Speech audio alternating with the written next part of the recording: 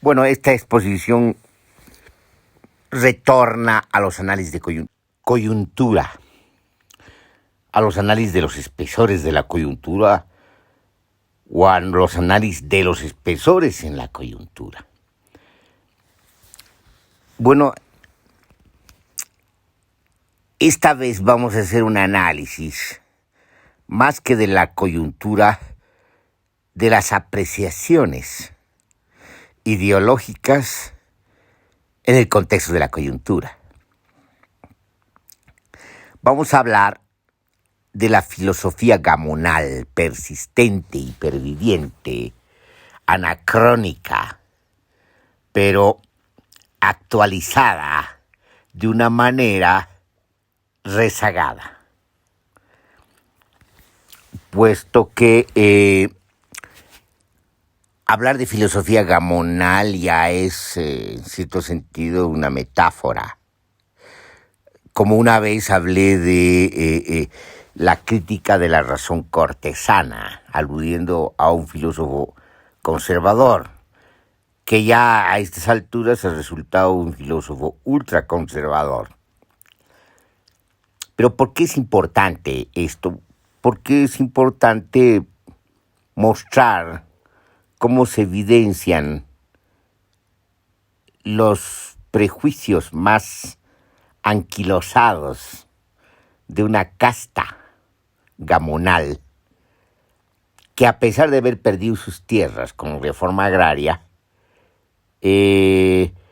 perduran sus pretensiones, sus ambiciones, sus cosmovisiones, circunscritas obviamente al tamaño de sus haciendas y también al tamaño de sus minas, porque era una burguesía feudal, para usar los términos que se usaba en aquella época, o quizá el marxismo de aquella época, hablando de la feudal burguesía.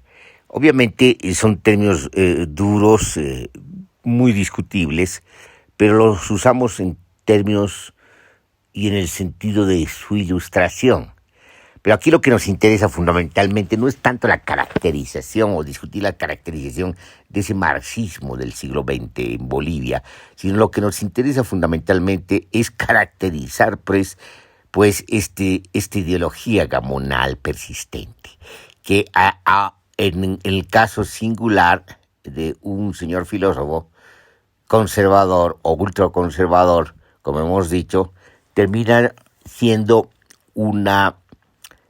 no solamente un anacronismo, sino termina mostrando, digamos, el esfuerzo que se hace por darle un contenido crítico y filosófico, crítico en el sentido más restringido del término, porque no llega a ser una crítica, sino llegan a ser, digamos,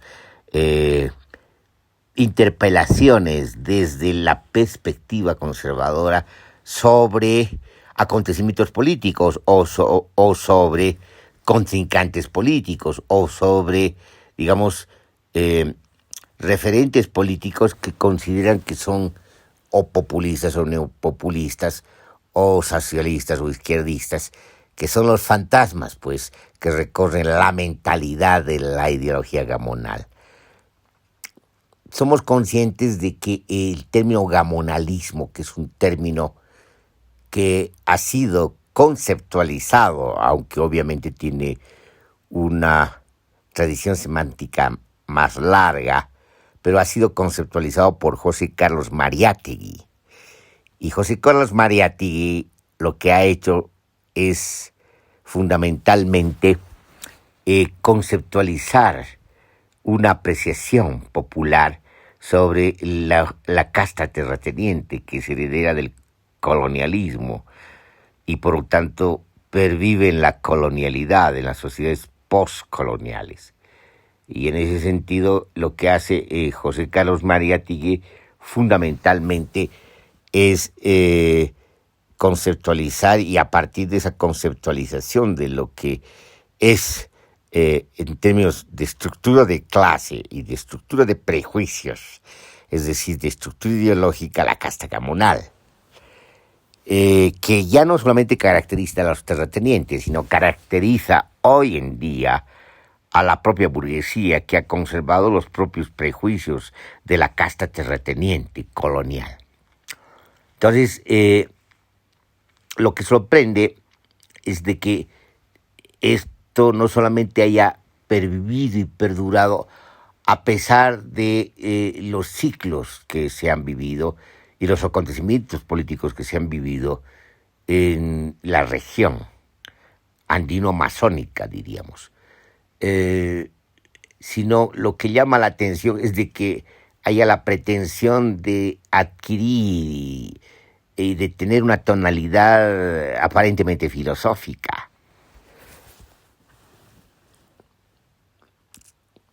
Filosóficamente, lo que hay es un uso, digamos, de una formación filosófica que se ajusta o se adecua forzadamente a la justificación y legitimación o la pretensión de legitimación de estas posturas anacrónicas que son obviamente coloniales y no dejan de ser racistas y que además están justificando el abolengo, la pretensión del abolengo sobre la base, digamos, de la expropiación de tierras comunitarias por parte de los hacendados que fueron conservadores y después fueron liberales, es decir, los liberales fundamentalmente avanzan sobre tierras de las comunidades indígenas y se hacen de tierras, es decir, es un contrasentido histórico-político porque, digamos, hablar de liberalismo y hablar, digamos, de expropiación de tierras indígenas es un contrasentido, pero eso es lo que ha ocurrido en el continente. Después de la independencia en Norteamérica, Washington avanza contra las naciones y pueblos indígenas de Norteamérica, expropiando no solamente tierras, sino sus territorios nacionales, porque estamos hablando de naciones. Entonces, en el resto del continente también ocurre eso, es decir, a nombre del liberalismo, de manera, digamos, contrapuesta o contrastante y contradictoria, se hace la expropiación de tierras. Es decir, se está como que refeudalizando a nombre del liberalismo. Es decir, se está imponiendo una casta terrateniente. En el caso de Norteamérica lo que tenemos es una burguesía que se apropia de tierras y que va a entregar tierras a los farmers, es decir, a las familias campesinas. Es decir, hay una campesinización por la vía privada más que una expansión de latifundios, como ocurre al sur del Río Grande.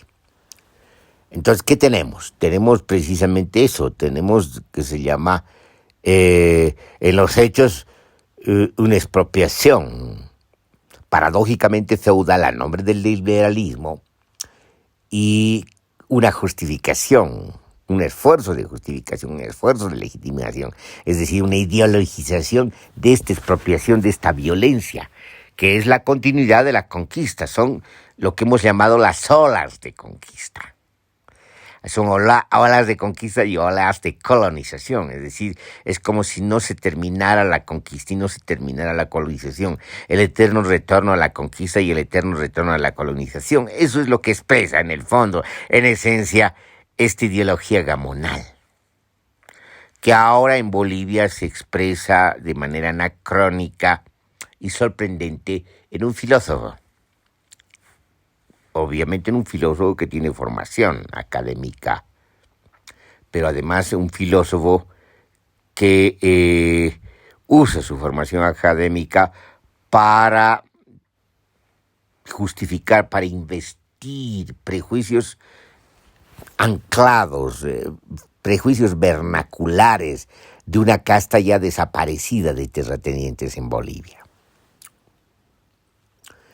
Entonces, ¿qué es lo que expresa, digamos, este discurso aparentemente filosófico, ultraconservador?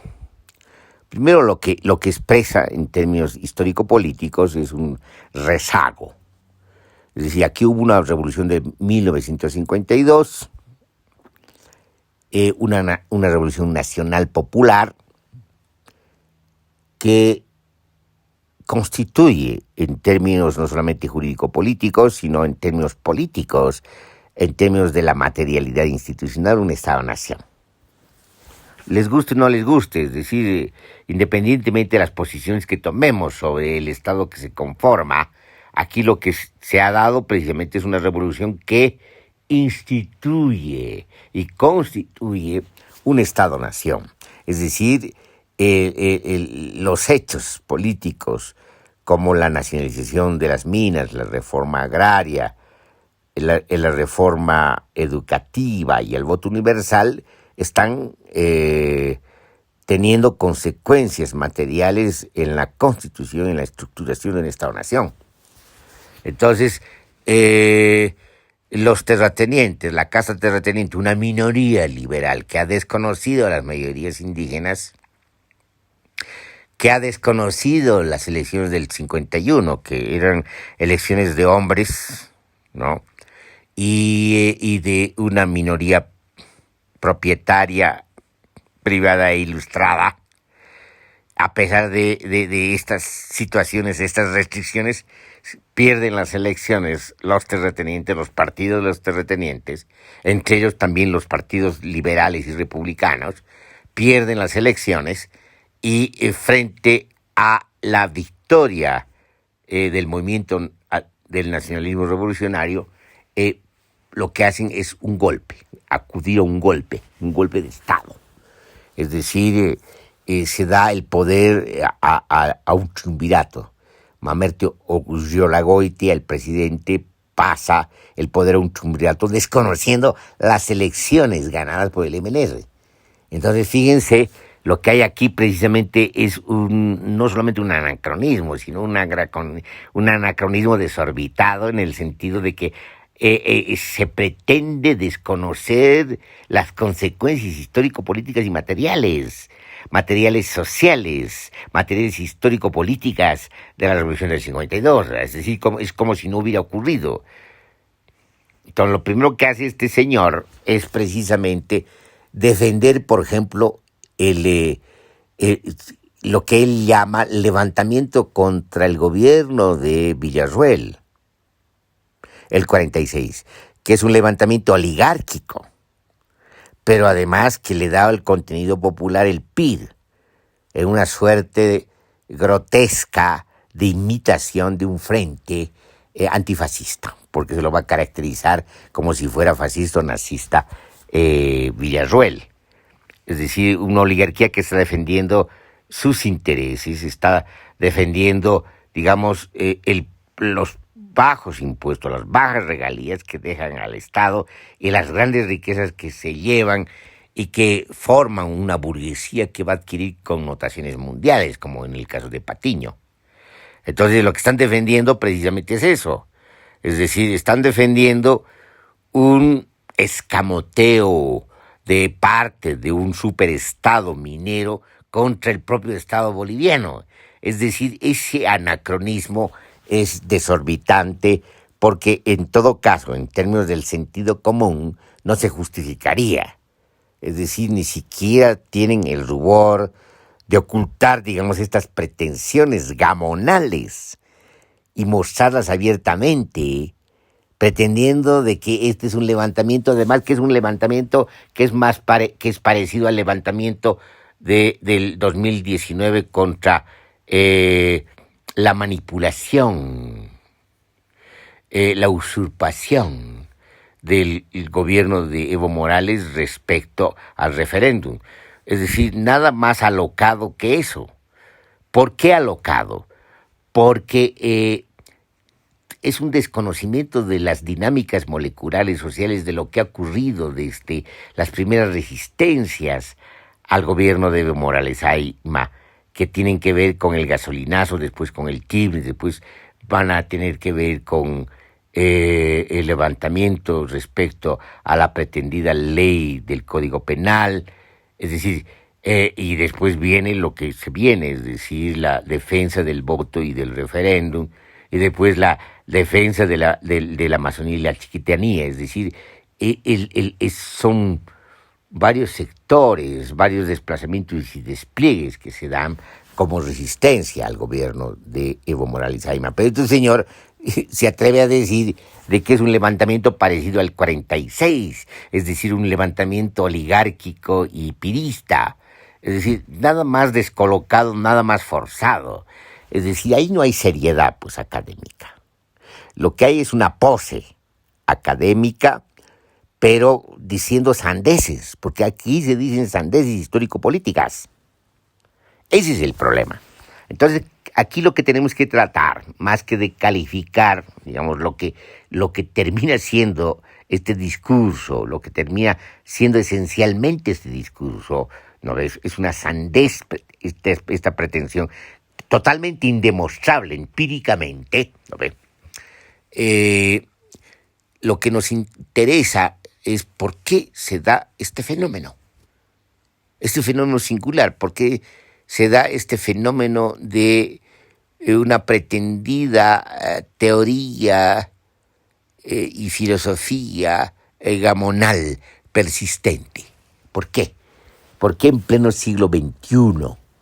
¿Por qué en plena crisis, obviamente, la crisis múltiple de Estado-Nación y la crisis de la civilización moderna y la crisis ecológica? ¿Por qué se da esto? Bueno, una primera hipótesis tiene que ver con lo siguiente. Esto se da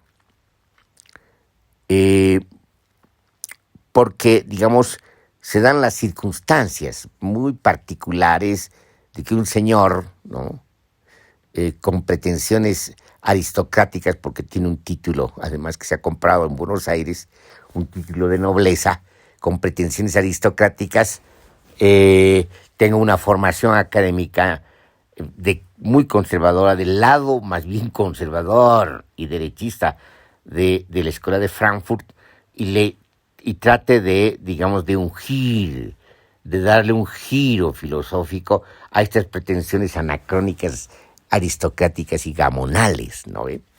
Entonces, son circunstancias muy particulares, son singularidades muy específicas las que se dan, pero no se darían si es que estos prejuicios no perdurarían en ciertos sectores sociales, inclusive ciertos sectores sociales que no necesariamente son burgueses y no necesariamente son terratenientes, ¿no? Es decir, en pretensiones, digamos, de ciertos sectores clasimedieros que han conservado, digamos, una idea de elitaria, de una pretensión elitaria de la vieja y tradicional casta gamonal de los países andinos. Entonces, si no hubiera este substrato, no se daría esto, pero, digamos, hay una articulación, digamos, estrambótica entre un señor que estudia en Alemania, que estudia en la Escuela de Frankfurt, y que retorna al país y que tiene pretensiones aristocráticas y que obviamente quiere desconocer la historia que se da desde el 1952 adelante, y hay una especie de forzamiento delirante en mostrar de que lo que está ocurriendo en términos de crisis ahora se debe precisamente a una especie de levantamiento de un sector educado frente, digamos, a una mayoría masificada no educada. Es decir, esos son prejuicios, pues, son prejuicios gamonales. Prejuicios gamonales que se hicieron sentir y se escucharon de parte de lo que se llamó en la época de los 50 la rosca minero feudal. Es decir, este entorno de bufetes al servicio de los varones del estaño, este superestado minero que despreciaba el país, que despreciaba al pueblo del país en que vivían, que despreciaba al país en el que se enriquecían. Es decir, este entorno de una élite minoritaria que expresaba no solamente sus prejuicios, sino que pretendía tener un discurso civilizado, cuando realmente no estaba mostrando en su tiempo, fíjense, en mediados del siglo XX, prejuicios feudales, anacrónicos, composiciones subjetivas y sociales totalmente barrocas de una minoría que nunca se ha adecuado al país en que vivía. Entonces, ¿qué se llama? No es otra cosa que una especie de conjunción anacrónica y estrambótica de esta singularidad de una historia de vida muy particular, ¿no? Y en crisis, y en plena soledad, un laberinto de soledad, para parafrasear a Octavio Paz, y los prejuicios previvientes de ciertos sectores minoritarios de clase media, no de toda la clase media, ni de todas las clases medias, porque las clases medias tienen sentido común, sino de ciertos sectores donde ha perdurado, digamos, este rencor y este prejuicio racial y colonial. Entonces, eso es lo que llama la atención. Entonces, ¿qué tenemos? Tenemos aquí precisamente, digamos, un rezago que podemos llamar un desajuste completo respecto, digamos, a la realidad efectiva. Y esto de ninguna manera justifica, digamos, los errores y los fracasos de un proyecto del socialismo real, y mucho menos los errores y fracasos de un populismo. El propio populismo de 1952 fracasa desde 1956 y termina, como dice Sergio Almaraz Paz, en el tiempo de las cosas pequeñas, hasta que se hunde en su propia implosión. Y mucho menos se justifica el neopopulismo de Evo Morales Jaime y del MAS, que regresan, inician una regresión, una restauración y después una decadencia de manera más temprana, más rápida que la que ocurrió con el MNR, con la revolución de 1952 al 64, que el 56 ya tiene su punto de inflexión y una regresión hacia la decadencia. Entonces no justifica de ninguna manera. Lo que pasa es de que no se puede tener, digamos, una visión, para empezar, descriptiva y objetiva, y para, digamos, continuar una visión de análisis, y para seguir adelante y profundizando una visión crítica de lo que ocurre, un conocimiento, un entendimiento y una comprensión de lo que ocurre. Es decir, y para que se tenga esta comprensión, obviamente se tiene que tener un análisis completo, integral, de los fenómenos, de sus fenomenologías, pero de toda, digamos, la composición de la crisis, tanto social, histórico, política y cultural de lo que está ocurriendo, en todas sus versiones políticas, no solamente las versiones populistas, neopopulistas y socialistas, sino también y sobre todo en las versiones, digamos, conservadoras, liberales y neoliberales. Es decir, toda la casta política, todo el círculo vicioso del poder está en crisis. Entonces, esto es lo que no se mira. Y obviamente, lo que llama la atención es que los medios de comunicación dan espacio para ese tipo de exposiciones, pero no solamente los medios de comunicación, sino la academia.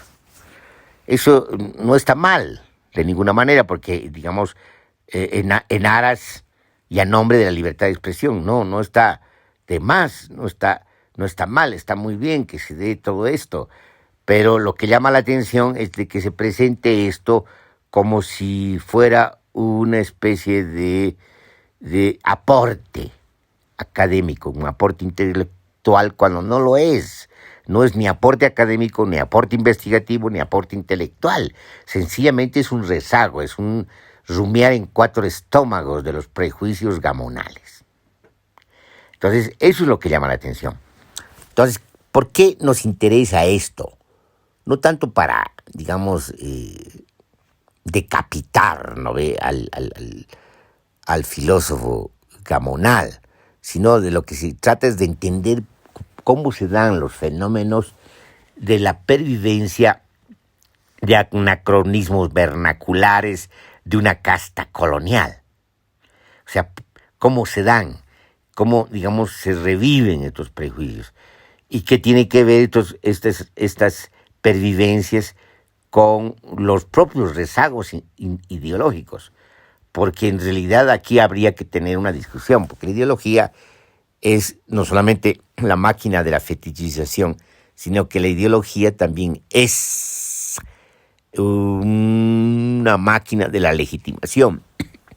Y no se puede legitimar, pues, las pretensiones con ese tipo de anacronismos raciales, coloniales y gamonales.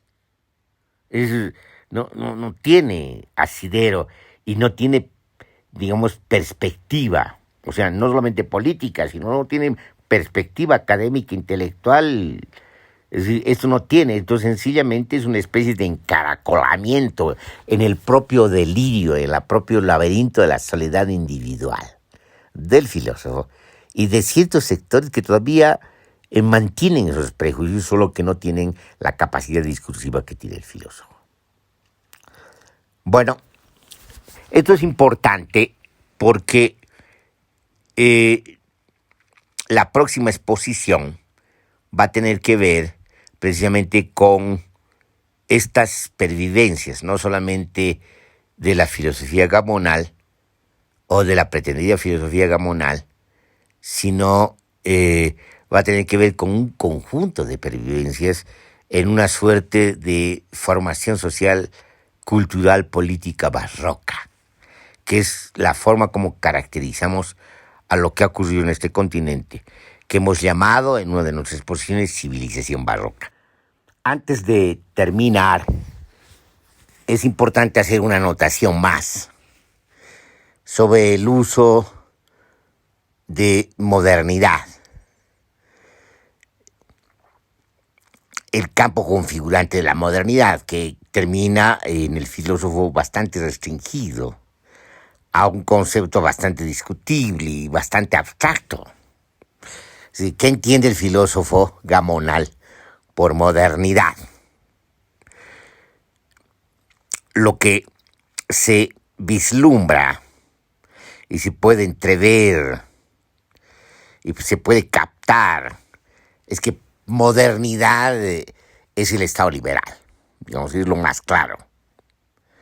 Es el Estado de derecho, que para el filósofo gamonal puede ser también la monarquía constitucional. Eso de monarquía está muy vinculado a sus pretensiones aristocráticas. Entonces, la modernidad vendría a ser el Estado liberal, pero en realidad es una idea de Estado liberal. Es decir, es una idea apologética del Estado liberal. Ni siquiera es una revisión histórico-política de lo que es efectivamente el Estado liberal, de lo que ha venido siendo, de sus propias contradicciones y contingencias, de sus propios despliegues y desenvolvimientos y actualmente de su propia crisis. Es decir, no hay nada de contrastación ahí. Lo que hay es una idea romántica, iba a decir, pero en este caso no sería romántica, sino una idea edulcorada de lo que es el Estado liberal. Entonces la modernidad se circunscribe a la idea de Estado liberal. Y después, digamos, a la idea de educación liberal. De una educación que vendría a ser, digamos, de los comportamientos también. Una educación de los comportamientos y las conductas, es decir, una educación de casta, de élite, más que una educación crítica. Aunque el filósofo use crítica como una pretensión cuando, digamos, hay una ausencia muy clara de la crítica, porque la crítica es iluminismo, es crítica, es deconstrucción. Y aquí no hay eso, sino hay una apología de los prejuicios gamonales. Entonces, hay una idea, digamos, de modernidad en el sentido, digamos, de una educación elitaria. Pero una educación elitaria abstracta que está, digamos, merodeando generalidades, pretensiones, investiduras y también simbolismos de anacrónicos de una aristocracia modernizada. Ni siquiera de una modernidad intelectual, de una ilustración, que ya es crítica. Es decir, aquí hay un forzamiento, digamos, del término moderno a eso. No estamos hablando de modernidad en sentido de desarrollo porque tampoco tiene esas pretensiones. No cree el filósofo Gamonal en el desarrollo y tiene críticas y hay incursiones por el medioambientalismo. No diríamos ecologismo porque está muy lejos de la ecología y de la teoría ecológica y de la ecología compleja mucho más, sino, digamos, de esas pretensiones ambientalistas, y por lo tanto habría una pretensión de crítica al desarrollismo. Pero atribuye el desarrollismo a las castas dominantes de la periferia y sobre todo de Sudamérica. No es aplicable ni a Europa ni a Norteamérica, según el filósofo, porque no hay, digamos, ese sentido de irradiación y de extensión y de generalización, sino más bien hay un sentido de acusación, digamos, al rezago de las castas dominantes, criollas, mestizas o indígenas también, que lo que pretenden es un desarrollismo, pero que es un desarrollismo que resultaría ser grotesco. Bueno, podemos compartir, digamos, algunas observaciones que hace, sin embargo, el hecho de que no generalice, de que no amplíe, digamos, en las consecuencias del uso del desarrollismo, de las pretensiones de la ideología desarrollista al conjunto de las burguesías, inclusive de las burguesías de los países centrales, de los países desarrollados, quiere decir que hay una visión completamente selectiva de la crítica. Entonces no es una crítica ambientalista. Y obviamente sabemos que no lo es ecologista. Hay una pretensión ahí, hay un juego, pero es un juego que tiene más características de rezago, más características de una ideología aristocrática modernizada que de una burguesía propiamente dicha. Entonces aquí no entra la concepción de modernidad en términos de desarrollo. Entonces se restringe a cuestiones de sacramento de la modernidad, pero una modernidad totalmente amputada. Una modernidad que ha sufrido una ortopedia. Una modernidad adecuada a las pretensiones aristocráticas de una casta gamonal andina. Entonces, él es bastante sugerente todo esto. Es decir, hay un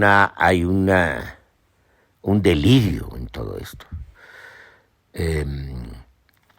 Entonces, estamos muy lejos de toda la complejidad de la campo configurante de la modernidad, desde su uso y su creación por parte de los poetas malditos, ¿no? Porque tiene una acepción más bien estética la modernidad, en base a la experiencia de la vertiginosidad de estas sociedades que se van haciendo cada vez más urbanas. Si no hay esa visión, es decir, está muy lejos de una arqueología del concepto de modernidad.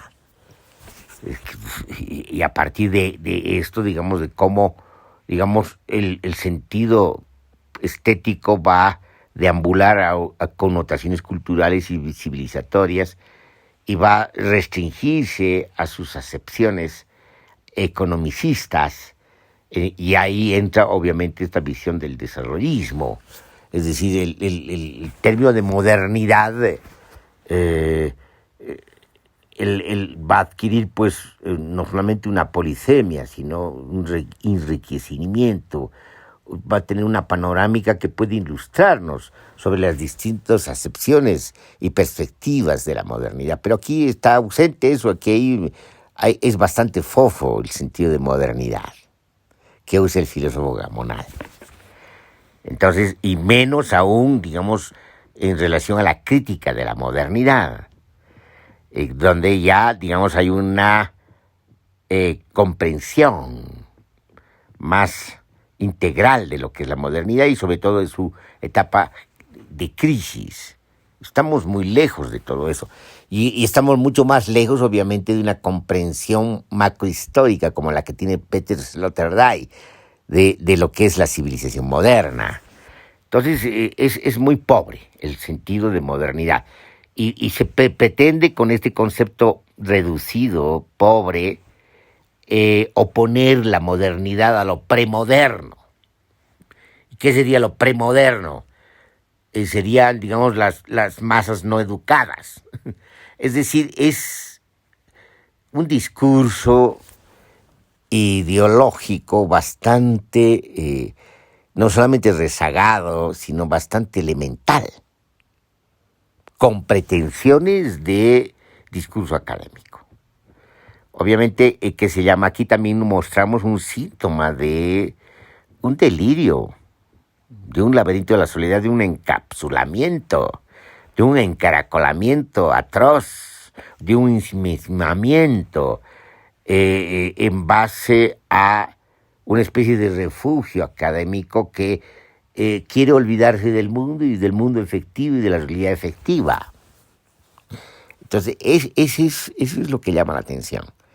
Entonces, no hay pues una discusión sobre modernidad y ahí no se puede hallar nada y no se puede tomar en serio de ese contraste entre modernidad y premodernidad porque no hay el mismo concepto de modernidad, el mismo concepto de modernidad es premoderno en el filósofo Gamonal.